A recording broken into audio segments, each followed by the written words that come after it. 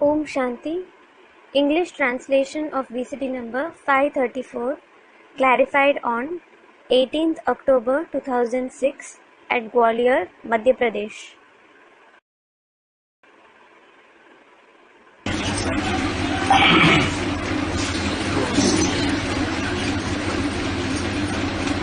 कल वाणी चल रही थी 17 मई 1967 का प्रातः class. Yesterday, the Vani of the morning class stated 17th May 1967 was going on. पहले पेज की मध्यांत में बात चल रही थी।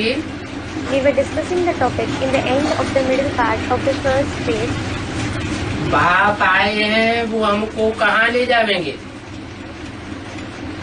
वो भी तुम्हारी बुद्धि में है। It is in your intellect that the Father has come, and you also know where He takes us. ऐसे नहीं कि तुम्हारे में भी सब बाप और रचना को जानते हैं।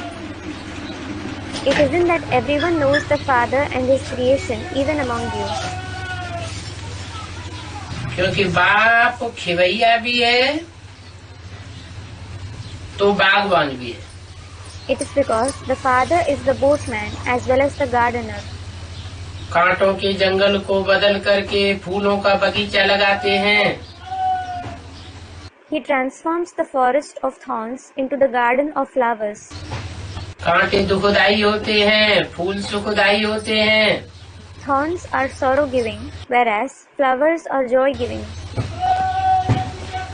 कांटों के जंगल में आग लगती है और फूलों के बगीचे में आग नहीं लगती।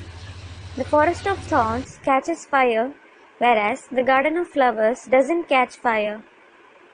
क्यों नहीं आग लगती? Why doesn't it catch fire? क्योंकि बगीचा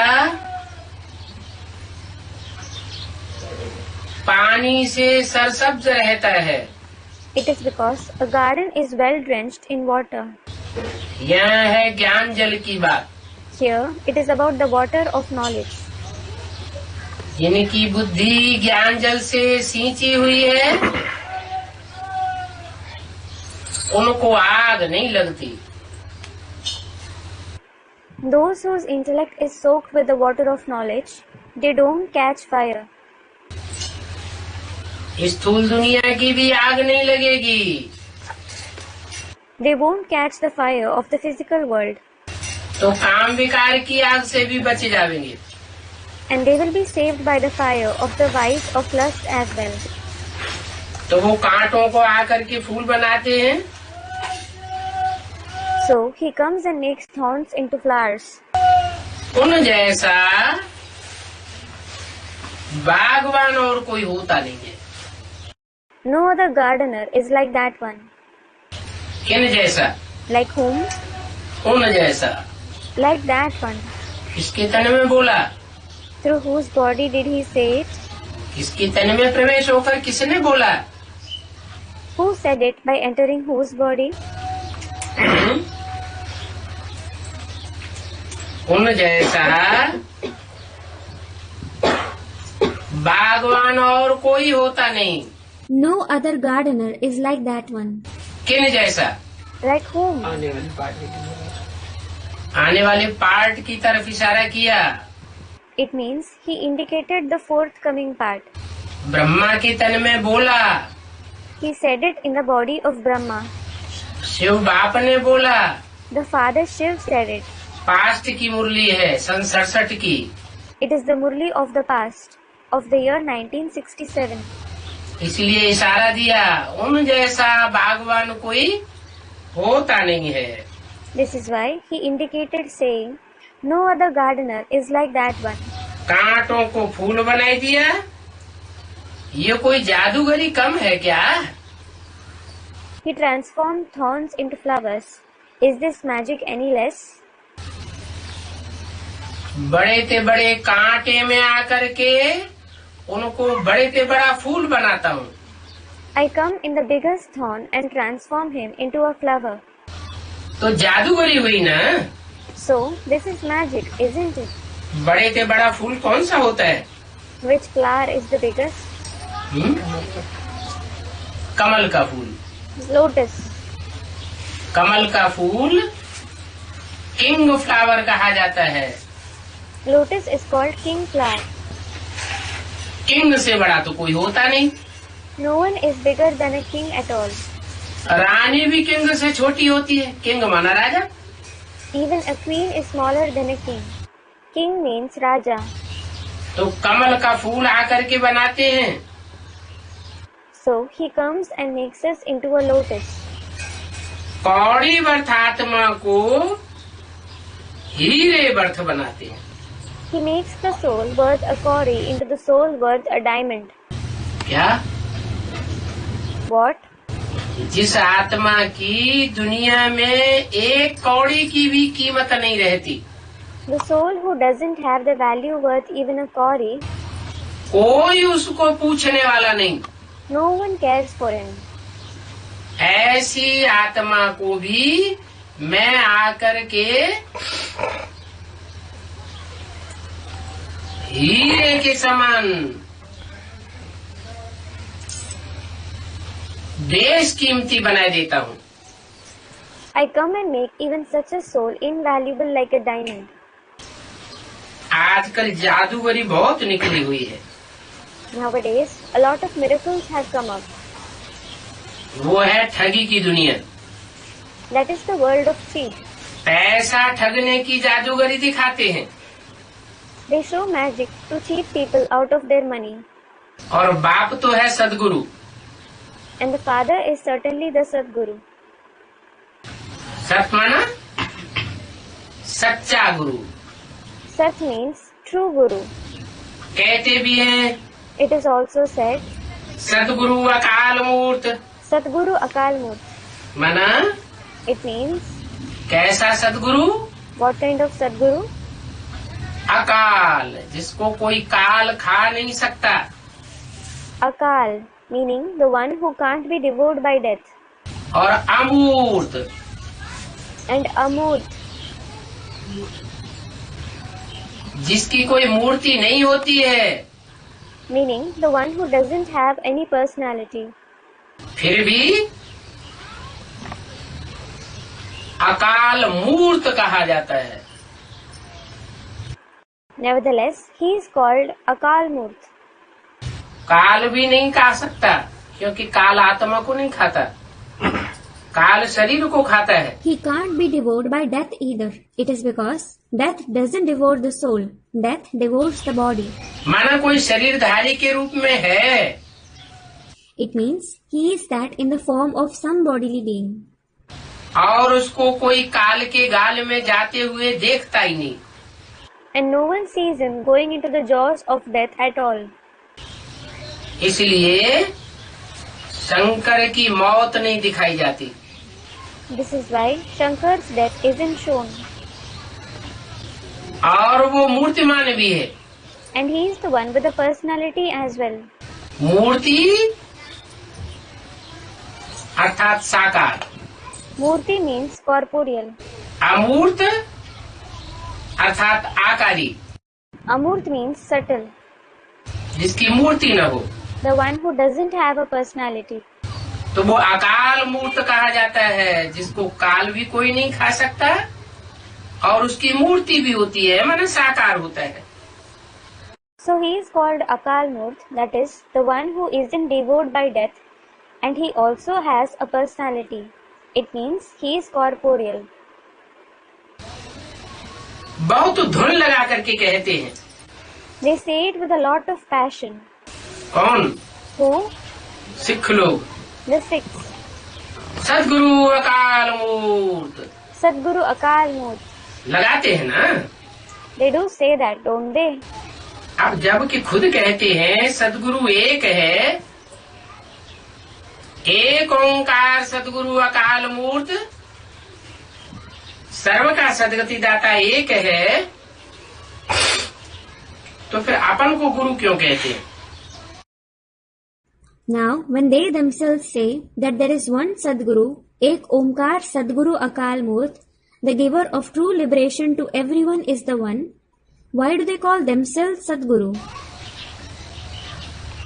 जब गुरु है ही एक, When there is only one Sadguru, तो अनेक गुरु कहाँ से आ गए? from where did many gurus come? न वो समझते हैं, न ही चेले समझते हैं। Neither they understand it, nor do their disciples understand it. इस पुरानी दुनिया में रखा ही क्या है? What is kept in this old world after all? बच्चों को जब पता होता है कि बाप नया मकान बना रहे हैं, When the children know that the father is building the new house, तो कौन मूर्ख होगा जो नए घर से नफरत और पुराने घर से प्रीति रखेगा? who is such a fool who will hate the new house and love the old one? ये दुनिया भी पुराना मकान हो गया है। This world has also become into an old house. बाप आए हैं पुराने मकान को गिरा करके नई दुनिया बनाने के लिए। The father has come to destroy the old house and establish a new world. अब नया मकान तैयार हो रहा है। Now the new house is being built. ब्राह्मणों का नया संगठन तैयार हो रहा है। The new gathering of the Brahmins is becoming ready. पुरानी दुनिया का विनाश और नई दुनिया की पालना होने वाली है। The destruction of the old world and the sustenance of the new world is going to take place. तो कौन सी दुनिया में ममत्व रखना चाहिए? So you should have attachment for which world? जो नई दुनिया सामने खड़ी है उसमें ममत्व रखना चाहिए। You should have attachment for the new world that is right in front of you. और जो पुरानी दुनिया खलास होने वाली है उससे बुद्धि योग टूट जाना चाहिए। And the connection of your intellect should break with the old world that is going to be destroyed. कौन सी पुरानी दुनिया और कौन सी नई दुनिया? Which new world and which old world is it about? 500-700 crore की पुरानी दुनिया पहले खलास होगी या पहले ब्रह्मा के द्वारा रची हुई जो भी पुरानी दुनिया है वो खलास होगी? Will the world of 500 to 700 crore souls be destroyed first, or will the old world created by Brahma be destroyed first? कांटों का जंगल खलास होता है The forest of thorns is destroyed, और फूलों का बगीचा तैयार होता है। and the garden of flowers is created. तो बाप फूलों का बगीचा तैयार कर रहे हैं। So the father is creating the garden of flowers. अभी तो तुम बेहद के बाप के बच्चे बन गए हो। Now you have certainly become the children of the unlimited Father. तुम जानते हो You know, कि अब हम अपने नई वर्ल्ड में चलते हैं। now we go to our new world. हमारा बुद्धि योग नई दुनिया की तरफ है The connection of our intellect is towards the new world, और उनका बुद्धि योग पुरानी दुनिया की तरफ है। and the connection of their intellect is towards the old world. तुम्हारी बुद्धि नई दुनिया में जाती, उनकी बुद्धि पुरानी दुनिया में जाती। Your intellect goes towards the new world, and their intellect towards the old world. पुरानी दुनिया के धंधा धोरी में जाती, The business and occupation of the old world. शास्त्रों में न्यू वर्ल्ड का देखो कितना नाम है। Look, the new world is glorified so much in the scriptures. अंग्रेज लोग कहते हैं paradise, The Christians call it paradise. Hindu लोग कहते हैं स्वर्ग, Vaikuntha. The Hindus call it heaven, Vaikunt. मुसलमान लोग कहते हैं जन्नत। The Muslims call it Jannat. सतयुग, हेवन, पैराडाइज, कृष्णपुरी, विष्णुपुरी, वैकुंठ, कितने नाम दे दिए। They have given it so many names, like the Golden Age, Heaven, Paradise, Krishnapuri, Vishnupuri, Vaikunt. लेकिन पुरानी दुनिया का क्या नाम है? However, what is the name of the old world? क्या कहेंगे पुरानी दुनिया को? What will it be called?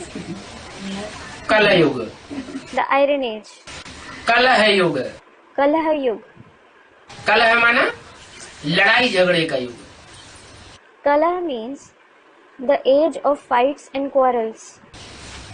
क्या गायन हुआ ये? Is this its praise? ये कोई गायन नहीं है। It isn't its praise. यहाँ तो दुखी ही दुख है। इनका नाम ही hello. Here there is sorrow and only sorrow. Its very name is hell. वो हेवन और ये हेल। हेल माना भाड़। That is heaven and this is hell. Hell means an oven. Bhad. भाड़ जिसमें आग ही आग जलती है। An oven where there is fire and only fire. कांटों का जंगल बन गया है। रौरव नरक है। It has become the forest of thorns. It is a horrible hell. रौरव नरक नाम क्यों दिया? Why is it named horrible hell? जैसे नाली होती है ना, तो उसमें कीड़े कुलबुलाते रहते हैं। Just like worms keep writhing in drain, एक दूसरे को काटते रहते हैं। they keep biting each other. तो ये दुनिया भी कीड़ों की दुनिया, मकोड़ों की दुनिया हो गई है। So this world has also become the world of worms and spiders, इसमें कीड़े रौरी आते रहते हैं, where worms keep writhing. इसीलिए रौरव नरक है। This is why this is a horrible hell. इनका अर्थ भी कोई विद्वान पंडित समझते नहीं है कि रौरव नरक क्यों है। No scholar or pandit understands its meaning, that why it is a horrible hell.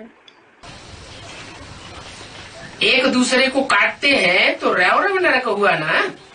They bite each other, hence it is a horrible hell, isn't it? सुख का नाम निशान नहीं। There is no name and trace of sorrow at all. दुख ही दुख। There is sorrow and only sorrow.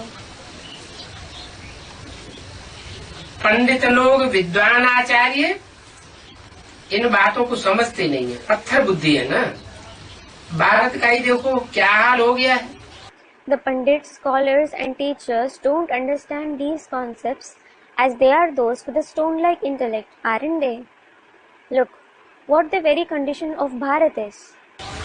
बाप कहते हैं सब पत्थर बुद्धि है। The father says that all are those with a stone-like intellect. सतयुग में सब है पारस बुद्धि। Everyone is the one with a Paras-like intellect in the golden age. यथा राजा रानी तथा प्रजा। As are the king and queen, so are the subjects. और यहाँ इस दुनिया में सब है पत्थर बुद्धि। And here, in this world, everyone is the one with a stone-like intellect. यहाँ तो है ही प्रजा के ऊपर प्रजा का राज्य। Here, it is certainly the rule of the subjects over the subjects. क्या? What? प्रजा के ऊपर प्रजा का राज्य ये कौन स्थापन करता है? Who establishes this rule of subjects over the subjects? मैं तो प्रजा के ऊपर प्रजा का राज्य स्थापन नहीं करता। I certainly don't establish it. मैं तो राजयोग सिखाता हूँ In fact, I teach Raj Yoga और राजाई की दुनिया स्थापन करता हूँ, जहाँ राजाओं का राज्य होता है। and establish the rule of kingship, where there is the rule of kings. प्रजा राज्य मैं स्थापन नहीं करता। I don't establish the rule of subjects. फिर कौन स्थापन करता है? Then who establishes it? प्रजा के ऊपर प्रजा का राज्य माना पंचायती राज्य। The rule of subjects over the subjects means the Panchayati Rajya, that is, rule of 5 elected representatives. 5 पंचों का राज्य। The rule of 5 heads. एक राजा नहीं होता है, There isn't one king. अनेक राजा हैं। There are many kings. जो कुर्सी पर बैठा वो ही राजा बन के बैठ जाता है। Whoever takes up the position sits as a king. क्या? What? छोटे से छोटे तबक्के वाला चपरासी क्यों न हो, चौकीदार क्यों न हो, वो भी अपनी राजाई हाँकने लगता है। It may be a peon or a guard who holds a lowest position. Even he starts enforcing his authority. तो इस नरक की दुनिया में होते हैं अनेक राजाएं। So, there are many kings in this world of hell. लेकिन हैं सब प्रजा के नौकर। But all of them are the servants of the subjects. लेकिन राजा बन के बैठ जाते हैं। but they sit as kings. मैं सच्ची राजाई स्थापन करता हूँ। I establish the true kingship. राजयोग से तुम राजा बनते हो।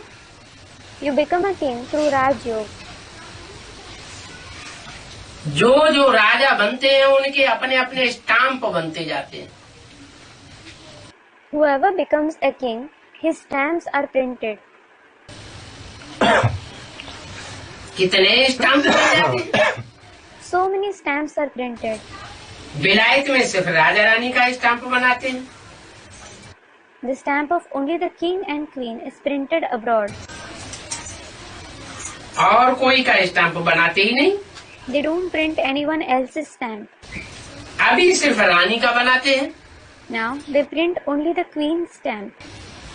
विलायत में पहले राजा रानी दोनों का स्टाम्प बनाते थे, अभी सिर्फ रानी का स्टाम्प बनाते हैं। Earlier, the stamp of both, the king and the queen, was printed abroad, and now the stamp of only the queen is printed. क्यों? Why? विलायत का मिसाल क्यों दिया? Why did he give the example of abroad? विलायत में किसका राज्य है? Who rules abroad? कौन से धर्म का राज्य है? Which religion rules there? Christians का राज्य है। The Christians. क्रिश्चियंस का मिसाल दिया कि वहाँ पहले राजा रानी का राज्य होता था और बाद में सिर्फ रानी का ही स्टाम्प बनाते हैं, राजा का स्टाम्प भी उड़ाई दिया। He gave the example of the Christians, saying, there was just the rule of the king and the queen there, and later, they print the stamp of only the queen. They have stopped printing the stamp of even the king. इसका foundation कहाँ पड़ता है? Where is its foundation laid?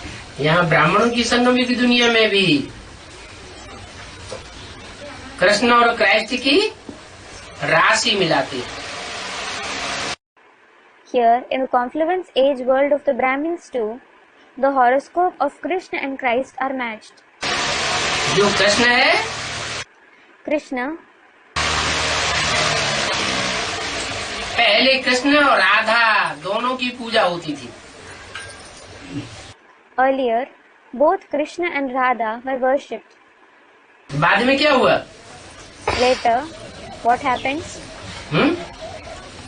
Double पूजा खत्म हो गई। Worshipping the pair together stopped. Single पूजा रह गई। The worship of single deity is all that remained. सिर्फ देवी की पूजा होना शुरू हो गई। The worship of only the female deity started. इसका भी फाउंडेशन कहाँ पड़ता है? Where is its foundation laid? ब्राह्मणों की दुनिया में पड़ता है। It is laid in the Brahmin world.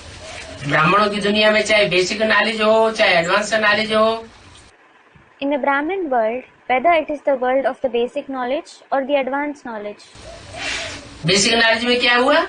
What happened in the basic knowledge? पहले मम्मा बाबा दोनों की चित्र लगाई जाती थी। Earlier, the picture of both Mama and Baba were put up. बाद में क्या हुआ? ब्रह्मा बाबा का चित्र रह गया। What happened later on? Only the picture of Brahma Baba was left.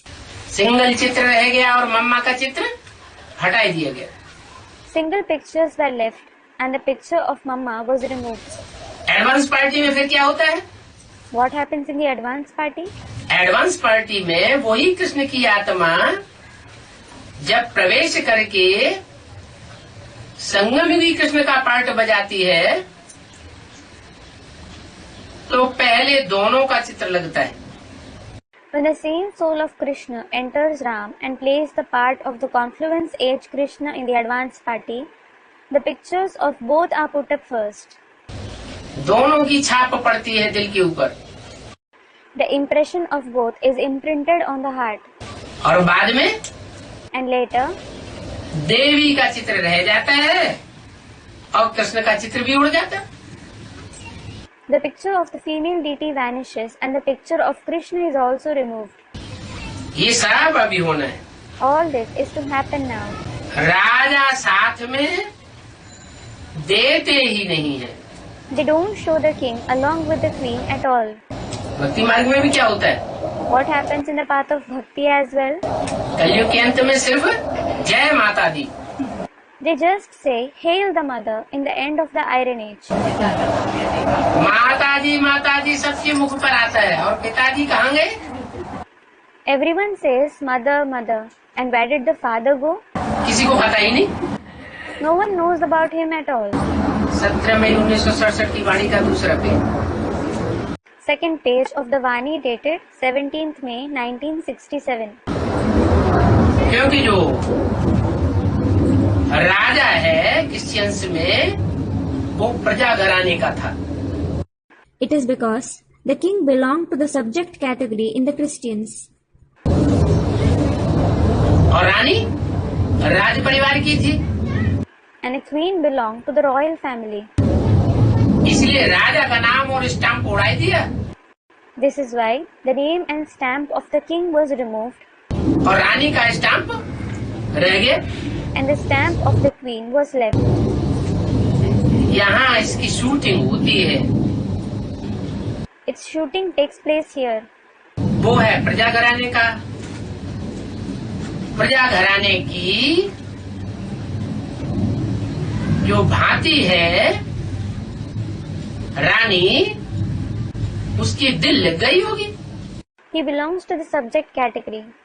The queen, who is a member of the subject category, she must have set her heart on him. किससे? On whom? जो राज परिवार की रानी राजकुमारी है, उसकी दिल लग गई होगी प्रजा घराने के किसी व्यक्ति से. The queen, the princess belonging to the royal family, must have set her heart on someone belonging to the subject category. उनसे दिल लग गई तो शादी कर ली. इसलिए उनको राजा थोड़े ही कहेंगे. As she set her heart on him, she married him. This is why he won't be called a king at all. किनको? Who?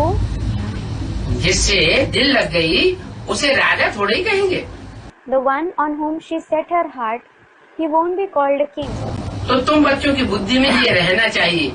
So, it should be present in the intellect of you children. क्या?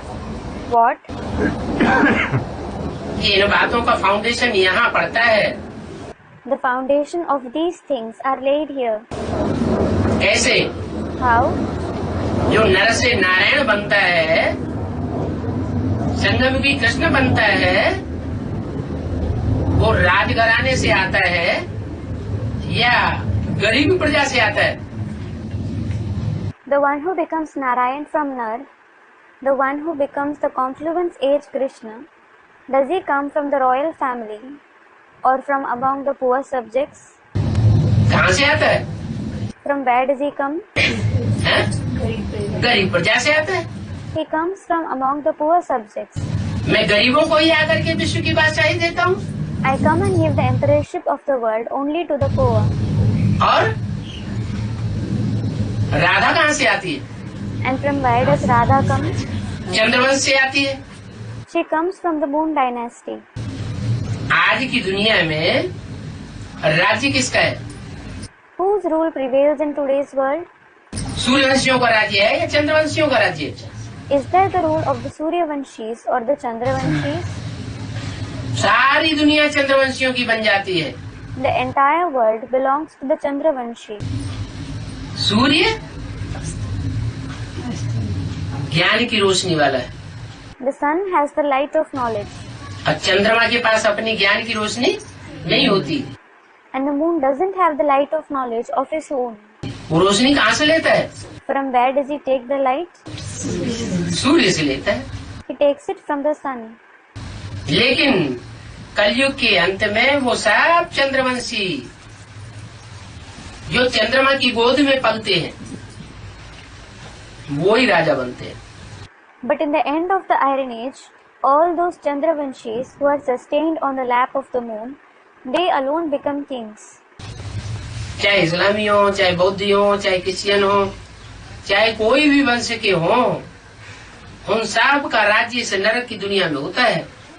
Whether they are those of Islam, the Buddhists, the Christians, or those belonging to any dynasty, they all rule in this world of hell.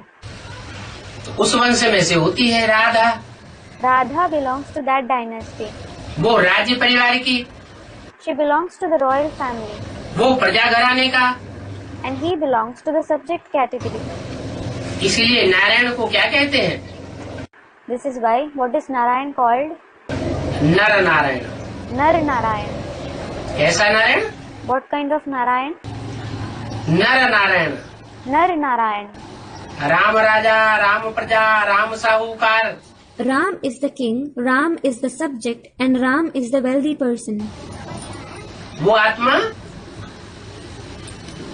हर युग के अंत में साधारण बन जाती है। That soul becomes ordinary at the end of every age.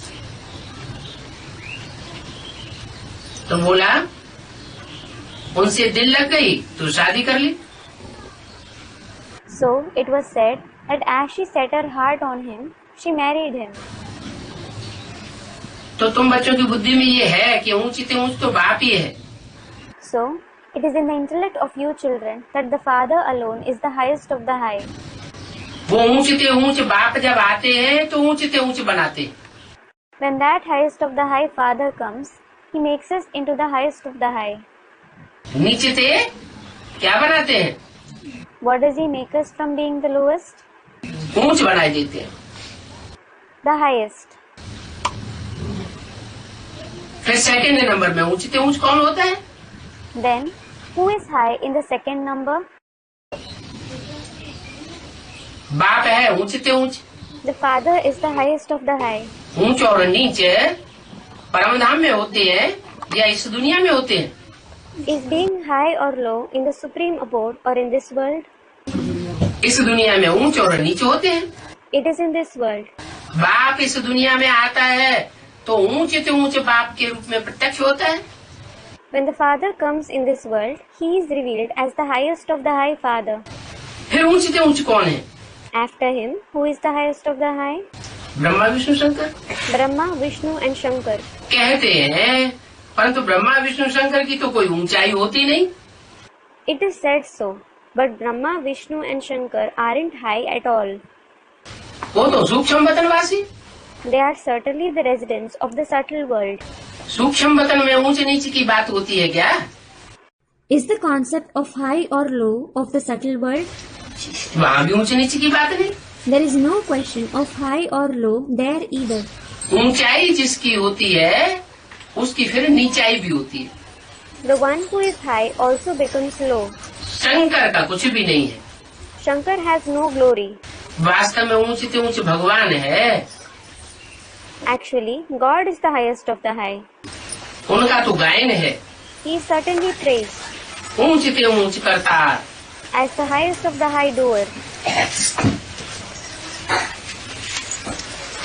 Shankar की तो पहरवाई शादी देखो कैसे बनाई थी।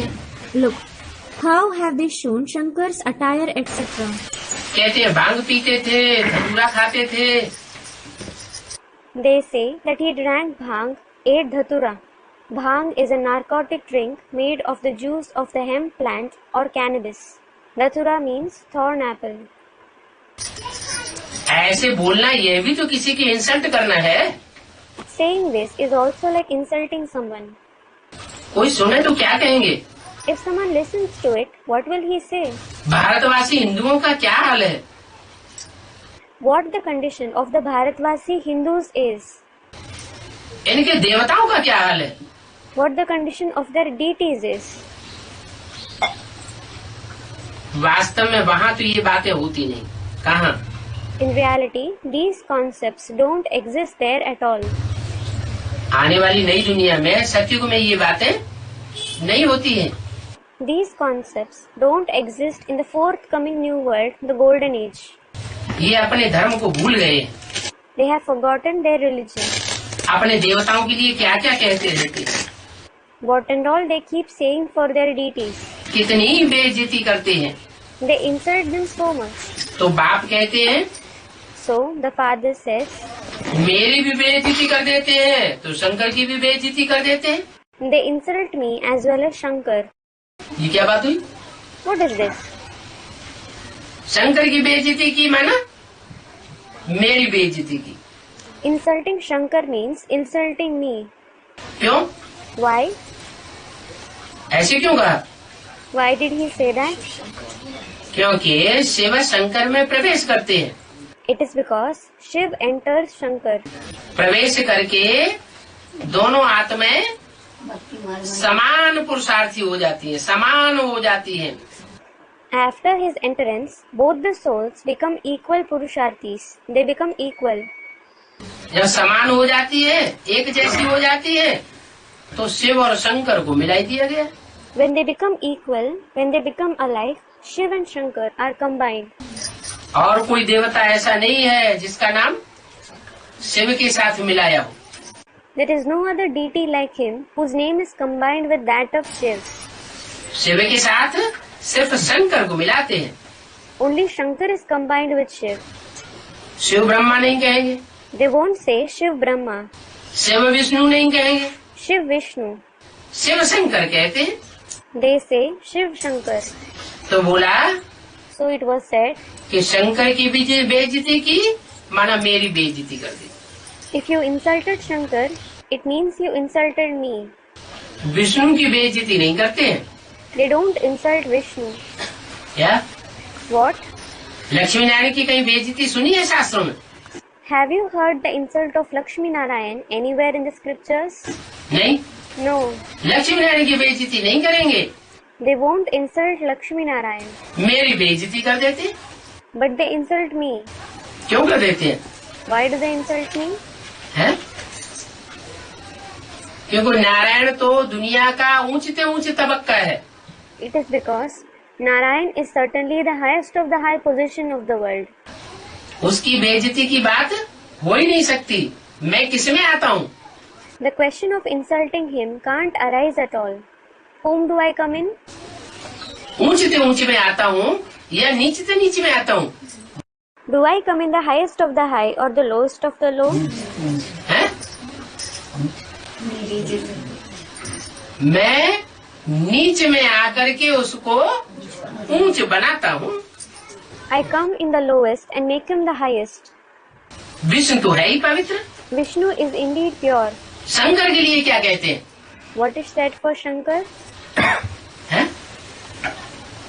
वैष्णव वंशी भी जो होते हैं उनका खान पान कैसा होता है? How is the eating and drinking habits of those of the Vaishnav community? बहुत शुद्ध शाकाहारी खान पान होता है। It is very pure and vegetarian. उनके लिए कहते हैं विष्णु। वैष्णव संप्रदाय It is said for them that they belong to Vishnu, those of the Vaishnav community. और जो शैव वंशी होते हैं, शंकर को फॉलो करने वाले होते हैं, वो क्या खाते हैं? And those who belong to Shaiv community, those who follow Shankar, what do they eat? हैं? शंकर क्या खाते हैं? What did Shankar eat? कहते हैं आग धतूरा खाते थे। It is said that he ate ak, that is swallowwort, and dhatura. आग धतूरा खाते थे, विष पीते थे। He ate ak and dhatura and drank poison. ऐसे विषयी विकारी को नीच नहीं कहेंगे तो ऊंच कहेंगे क्या? If such a person having the poison of vices isn't called low, will he be called elevated? क्या कहेंगे? What will he be called? क्या कहेंगे? What will he be called?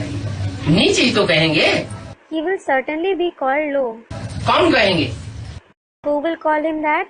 भगत कहेंगे या ज्ञानी कहेंगे? Will the devotees or the knowledgeable ones call him that? हैं? नीच कौन कहेंगे? Who will call him low? भगत होंगे तो नीच कहेंगे। If they are devotees, they will call him low. ज्ञानी के होंगे तो कहेंगे वो तो बहुत ऊंचे ते ऊंच पाठधारी है। And if they are the knowledgeable ones, they will say, he is certainly the highest of the high actor. क्यों ऊंचे ते ऊंच पाठधारी है? Why is he the highest of the high actor? हैं? नहीं, बनाने वाला तो शिव है। Student, it is Shiv who makes him pure. No, Shiv definitely makes him that. लेकिन जिसमें प्रवेश करता है शंकर में, वो शंकर जो है वो नीच अपन को दिखाता है, लेकिन नीच है नहीं। But the one whom he enters, that is Shankar, he shows himself to be low, but he isn't low in reality. इसलिए एक मुरली में बोला है, शंकर का पार्ट रियल नहीं कहेंगे। This is why it is said in the Murlis, Shankar's part won't be called real. क्या? शंकर जो भी पार्ट बजाते हैं वो रियल पार्ट नहीं बजाते हैं। Whatever part he plays isn't real. तो क्या हुआ? So, what is he? Real हुआ या नारियल हुआ? Is he real or Nariyal? Nariyal literally means not real, also means coconut. नारियल हुआ। He is Nariyal. इसलिए शिव के मंदिर में जाते हैं तो क्या चढ़ाते हैं? This is why when they go to the temple of Shiv, what do they offer him? हैं? Student, Dhatura. नारियल भी चढ़ाते हैं। हाँ, साबुत चढ़ाते हैं। They also offer him coconuts. Student, but they offer it full. Yes, they offer it full.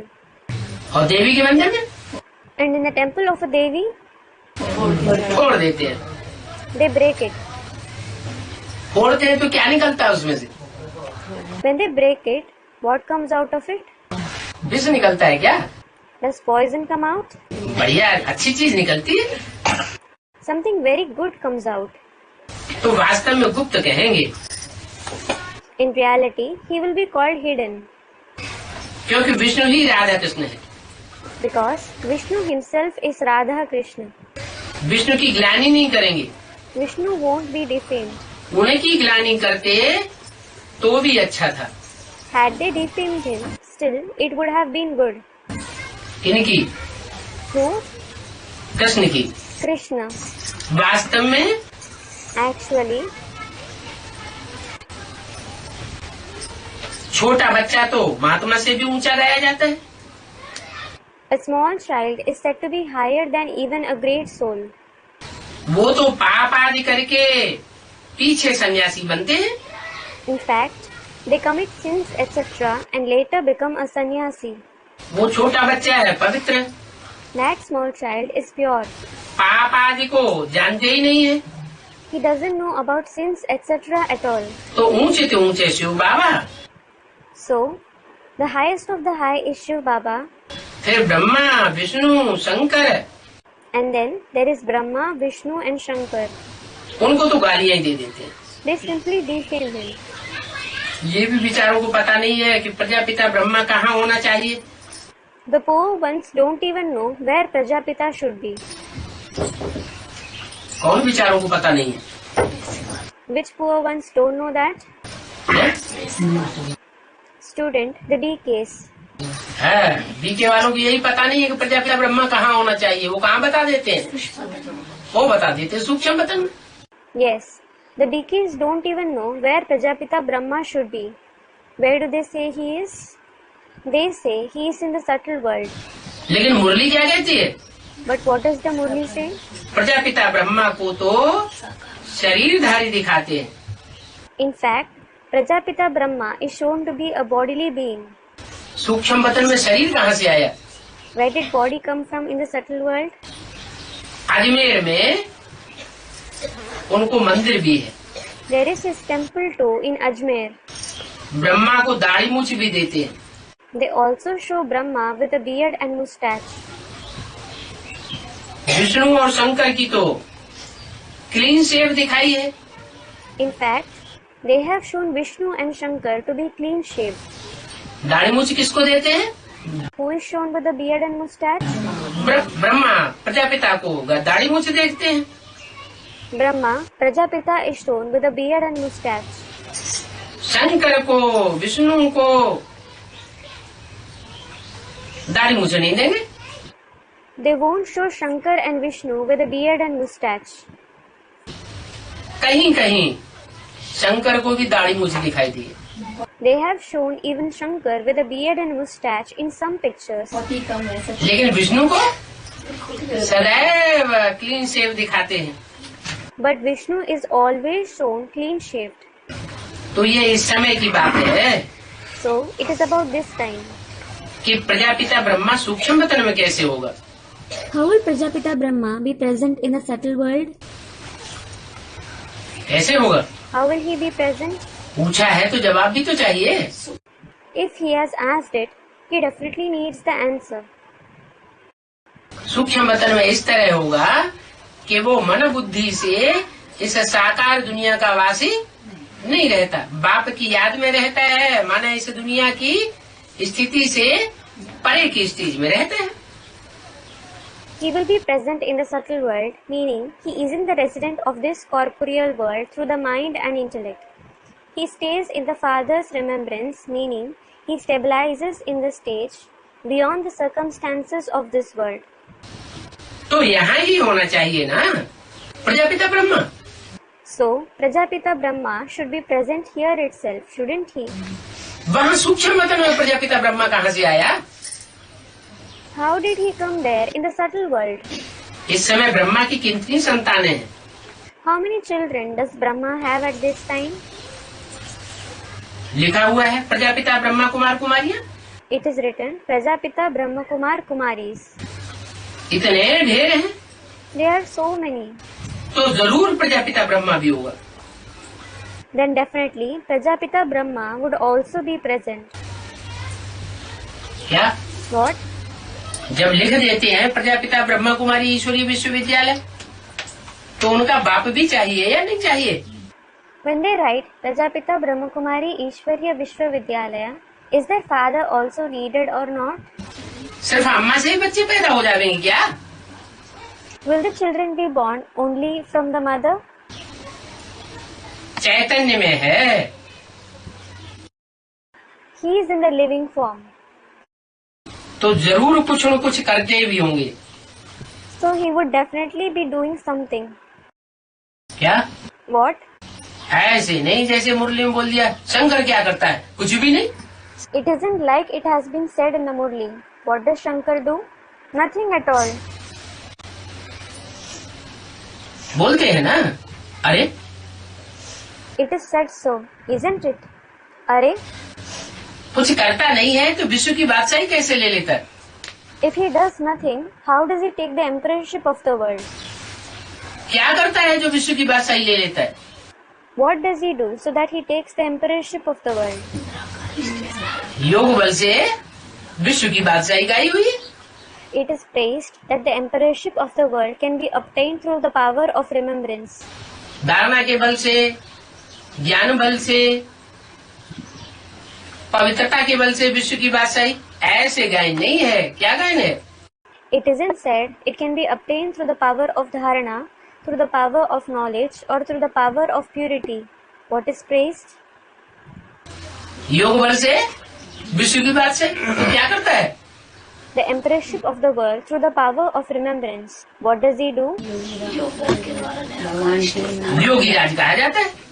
He is called Yogi Raj. योगियों का राजा कहा जाता है। That is the king of yogis. बाकी As for the rest, योग लगाने के लिए in order to have yoga, कुछ कर्मेंद्रियों से करने आदि की दरकार नहीं है। there is no need to do anything through the karmendriya. इसलिए बोला कि शंकर क्या करता है। This is why it has been said, what does Shankar do? वो तो कर्मेंद्रियों से कुछ करता नहीं है, याद में रहता है। याद करना कोई एक्ट थोड़ी ही है। He doesn't do anything through the karmendriya. He stays in remembrance. Staying in remembrance isn't any act. ये नई नई बातें हैं, These are the new concepts, परंतु पता किसी को भी नहीं है। but nobody knows about them at all. क्या प्रजापिता ब्रह्मा बच्चे ही पैदा करते हैं या और कुछ भी करते हैं? Does Prajapita Brahma just give birth to children, or does he do something else as well? बल आदि देवी सरस्वती आदि देव ब्रह्मा कहते हैं, परंतु पता तो किसी को भी नहीं है कि क्या है। Although it is said Adi Devi Saraswati, Adi Dev Brahma, no one knows who they are. रचयिता है तो जरूर यहाँ होकर के गया होगा। If he is the creator, he would have been present here. रचना और रचयिता की बात कहाँ की है? The concept of the creator and the creation is of where? इस सृष्टि में ही रचना रची जाती है। रचना रचने वाला रचयिता बाप भी इस सृष्टि पर होते हैं। The creation is created in this world itself.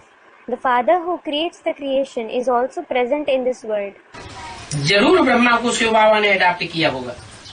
Definitely, Shiv Baba would have adopted Brahma. कब अडॉप्ट किया? When did he adopt him? कब? संगम में भी कब? आदि में, मध्य में, अंत में कब अडॉप्ट किया? Student, in the confluence age. When? When even in the confluence age? Is it in the beginning, the middle or the end? When did he adopt him? Brahma उनको साक्षात्कार हुए। Brahma had visions. साक्षात्कारों का अर्थ उनको किसी ने नहीं बताया। No one told him about his visions. गुरु ने नहीं बताया, वाराणसी के पंडितों ने नहीं बताया, तो कहाँ जाके शरण ली? कलकत्ते में जो भागीदार था वहाँ जाकर के उनको अपने साक्षात्कारों का क्लैरिफिकेशन मिल गया। Neither the gurus nor the pandits of Varanasi told him about them. Then, where did he go and take refuge?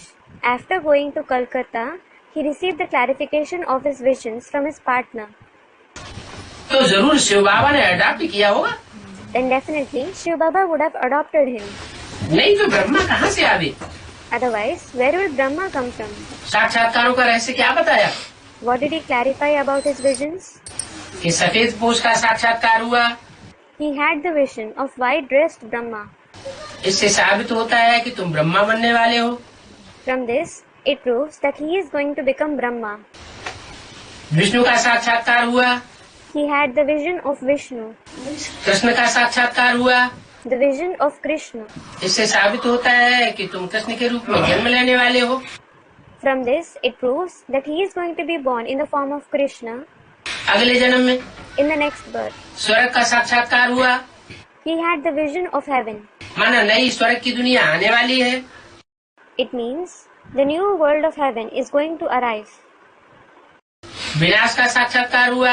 माना दुनिया का विनाश होने वाला है। He had the vision of destruction. It means the destruction of the world is to take place. तो दादा लेखराज की बुद्धि में बैठ गया कि मेरा यहाँ ब्रह्मा का पार्ट है, अगले जन्म में मैं जन्म लेकर के विष्णु बनूंगा।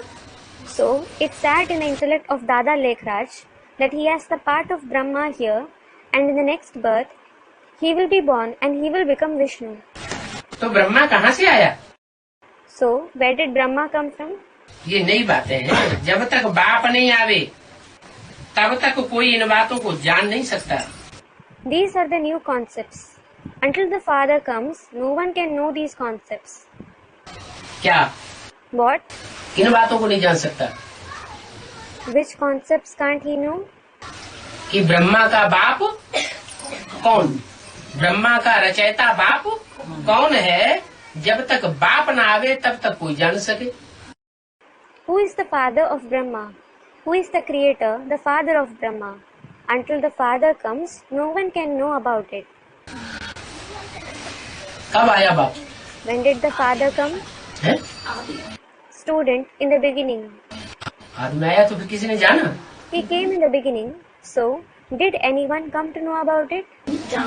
है? तुम्हें जाना तो अंत में ही प्रत्यक्ष हुआ ना बाप। Student, they will come to know about it in the end. They will come to know about it in the end. So, the Father will be revealed in the end itself, won't he? आदि में आया, लेकिन आदि में तो बीज आरोपण करने आया। He came in the beginning, but he came to sow the seed.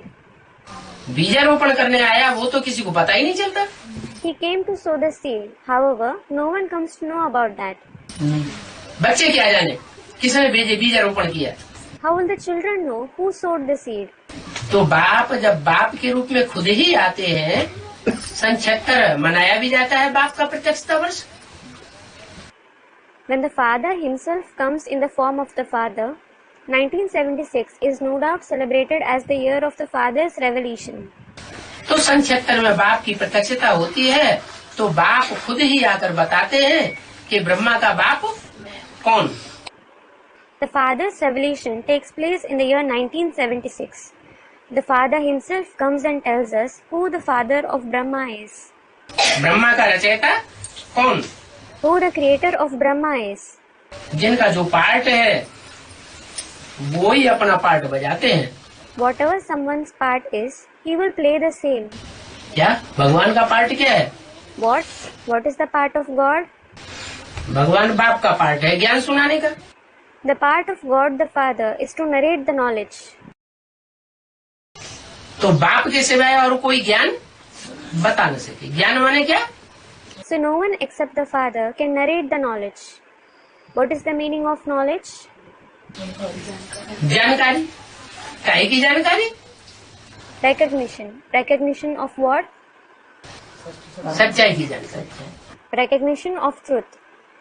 वो सच्चाई सिवाय बाप को कोई बता ही नहीं सकता। ये मेरा ही पार्ट है। No one except the Father can tell you that truth. This is only my part. Buddha ने क्या पार्ट बजाया? What part did Buddha play?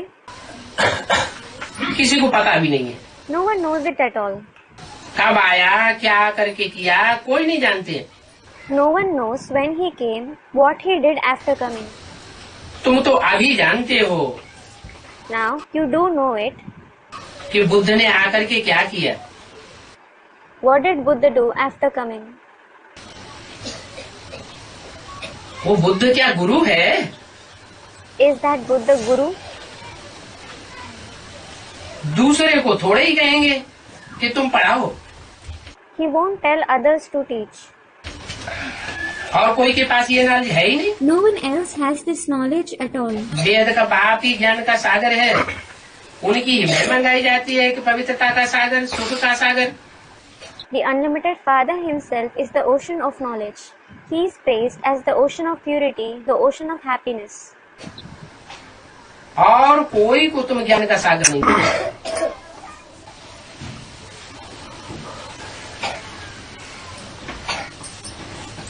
दुनिया में कोई को ज्ञान का सागर नहीं कहेंगे, इनको भी नहीं कहेंगे। इनको माने किनको? You can't call anyone else the ocean of knowledge. No one in the world will be called the ocean of knowledge. This one won't be called that either. This one means who? Brahma को भी नहीं कहेंगे। Brahma won't be called that either. ये भी ज्ञान का सागर नहीं है। Even he is in the ocean of knowledge. अगर ये ज्ञान का सागर होता, Had he been the ocean of knowledge, तो रचयिता होता या रचना होता? would he have been the creator or the creation? रचयिता होता, लेकिन ये तो रचना हुआ। He would have been the creator, but he is certainly the creation. इसका रचने वाला कोई और है। Someone else creates him. ज्ञान का सागर एक ही है।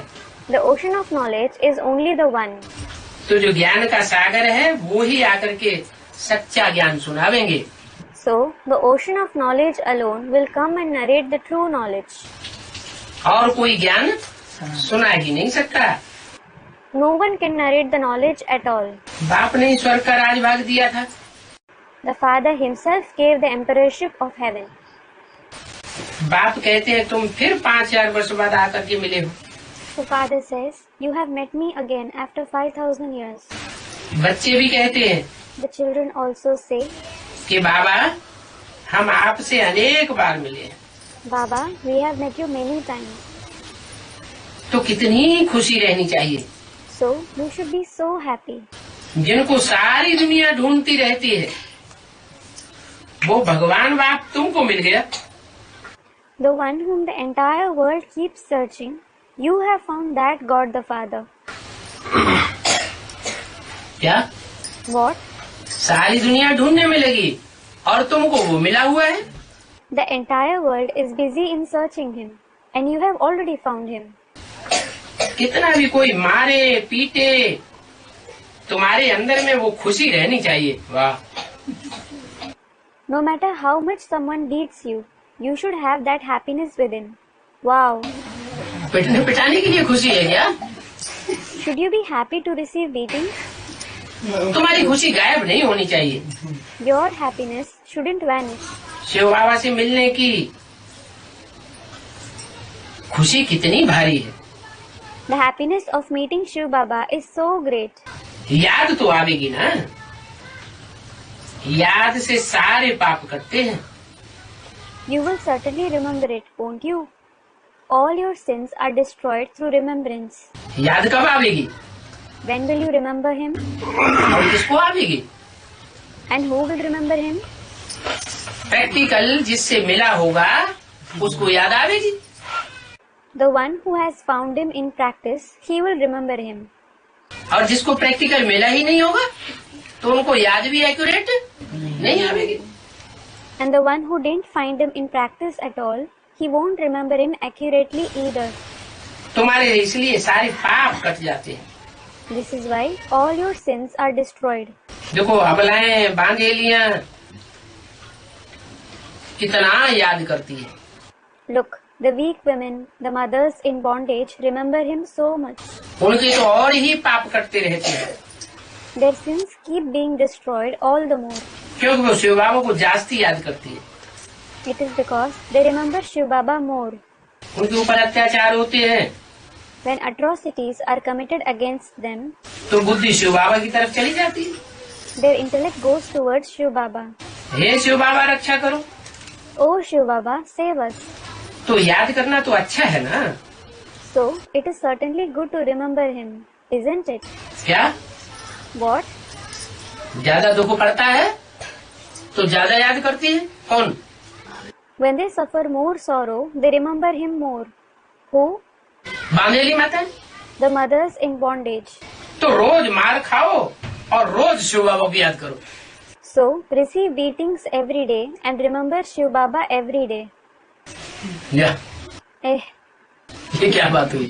what is this? रोज मार खाओ रोज शिव बाबा को याद करो तो तुम्हारे पूर्व जन्मों के सारे पाप कट जाएंगे। Receive beatings every day and remember Shiv Baba every day. Then, all the sins of your previous births will be destroyed. तुम्हारा नंबर माला में आ जाएगा आगे और मार मारने वालों का नंबर हो जाएगा पीछे।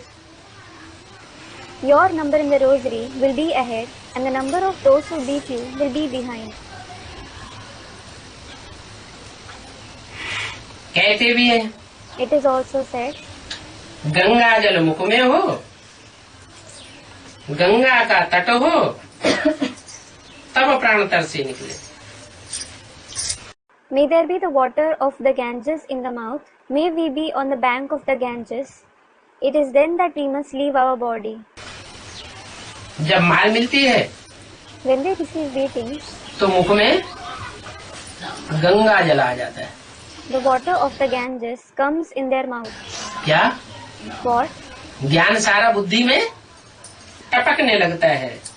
The entire knowledge starts emerging in their mouth. ज्ञान मिलता है ना? They do receive the knowledge, don't they? मार मिलती है तो तुमको अलफ और बे याद आ जाता है। When they receive beatings, they remember Alaf and Be. अलफ कौन है? Who is Alaf? हैं? अलफ, बे और नुक्ता ये उर्दू के मुख्य अक्षर हैं। Alaf, Be and Nukta. These are the major letters in Urdu. अलफ खड़ा डंडा, Alaf is a vertical line, बे पड़ा डंडा Be is a horizontal line, और नुक्ता माने बिंदी। and Nukta means a point. तो कौन है बिंदी? So, who is the point? कौन है अलफ? Who is Alaf? और कौन है बे? And who is Be? बिंदी है Shiv, Shiv is the point. वो तो नुक्ता हो गया। He is Nukta. और अलफ जो अंत तक खड़ा रहे। And Alaf is the one who remains standing till the end. क्या? What? गिरे नहीं, खड़ा रहे। He shouldn't fall. He should remain standing. हैं? वो तो पहले होता ही नहीं, पहले भी नहीं होता, मध्य में भी नहीं होता। Student comments. He isn't present in the beginning at all. He is neither present in the beginning nor in the end. क्या? What? Student. The soul of Ram and the soul of Krishna. Krishna वाली आत्मा कहाँ खड़ी रहती? The soul of Krishna doesn't remain standing at all. संगम युग में कहाँ खड़ी रहती? He doesn't remain standing in the confluence age. हैं? कृष्ण वाली आत्मा संगम युग में खड़ी रही या गिर गई? Did the soul of Krishna remain standing in the confluence age or did he fall? है घाटों से टकराते टकराते क्या हाल हुआ? गिर गई। What happened to him while confronting the thorns? He fell. तो बे हो गई। So he is bay. और जो टकराते टकराते गिरता नहीं है, खड़ा ही रहता है, वो हो गया अलग। And the one who doesn't fall while confronting the thorns, who remains just standing, he is alaf. तो बस So that is all. बाबा कहने से जरूर वर्षा याद आएगा। You will definitely remember the inheritance by saying Baba. ऐसा कोई जानवर भी न होगा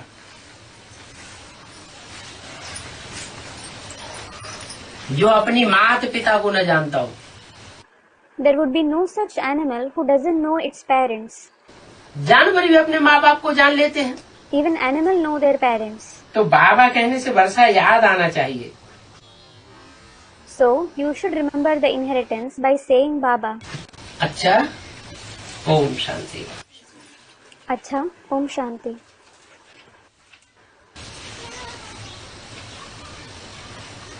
एक छूटी हुई मुरली के महावाक्य हैं। There are the great sentences of a missing Murli. 16/567 की मुरली, तीसरे पेज के मध्यांत में बात चल रही थी। देह अभिमान में आना अंधेरा। It is the Murli dated 16/567. We were discussing the topic in the end of the middle part of the third page. To become body conscious is to come in darkness. और आत्मा अभिमान में आना सोझरा। And to become soul conscious is to come in light. बच्चे झट अंधेरे में आ जाते हैं। Children come in darkness quickly. माना What does it mean?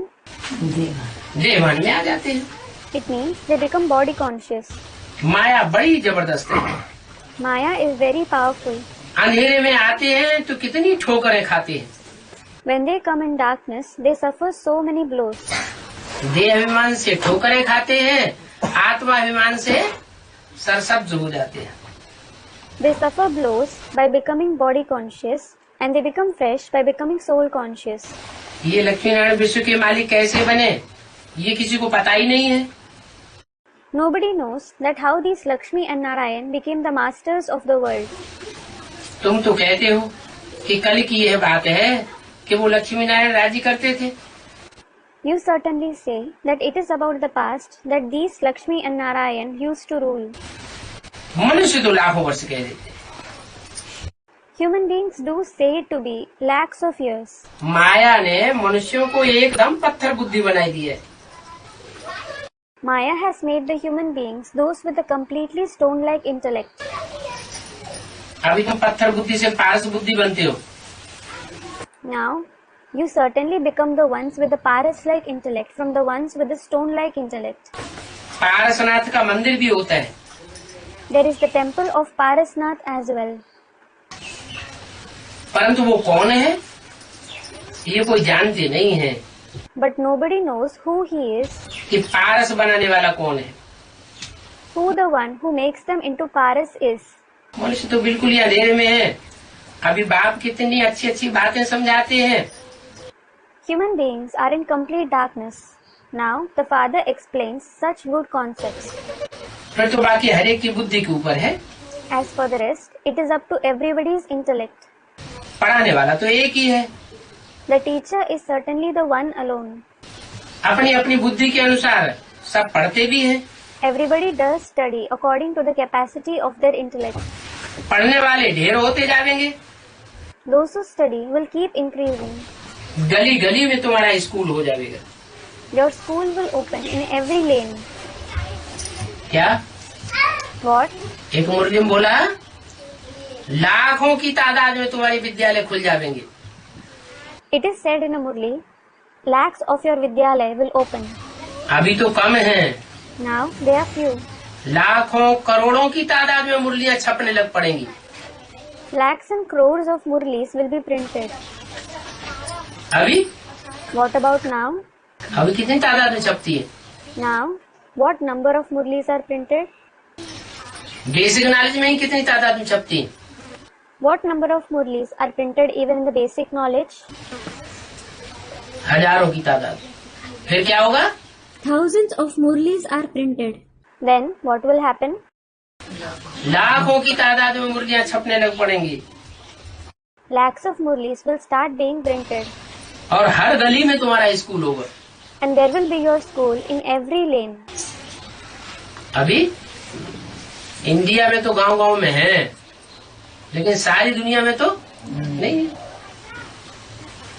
Now, they are present in every village in India, but they aren't present in the entire world.